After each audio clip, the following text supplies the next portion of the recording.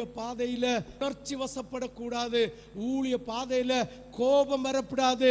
ஊழிய பாதையில தாழ்மை வரணும். ஃபர்ஸ்ட்ல உன் குடும்பத்துல வந்தாதான் ஊழியத்தில் அதை செய்ய முடியும். கோபம் வந்துட்டா ஆண்டவருடைய தரிசனம் மாறி போயிரும்.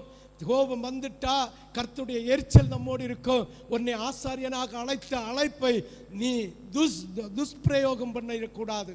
என்னை கேட்கிற தேவனுடைய பிள்ளையே, கர்த்தருடைய தரிசனத்தை கண்டு கர்த்தருடைய சொப்பனத்தை கண்டு இந்த திருச்சபையை ஆரம்பித்து அப்போஸ்தலன் என்கிற ஊழியத்தை தந்து அந்த அப்போஸ்தலன் மேலே அஸ்திபாரத்தின் மேலே கட்டப்படுகிற ஒவ்வொரு கற்களாக ஒவ்வொரு விசுவாசிகளாக கட்டப்பட்டு வருகிற ஒரு சில கற்களை அவர் சித்திரம் தீட்டி ஆசாரியனாக ஆண்டவருடைய ஊழியத்துக்காக தேர்ந்தெடுக்கும் போது பல நிந்தனைகள், குழி வரும், நிந்த வரும், அடிமை என்கிற எல்லா காரியமும் வரும், சிறைச்சேதமும் உண்டாகும்.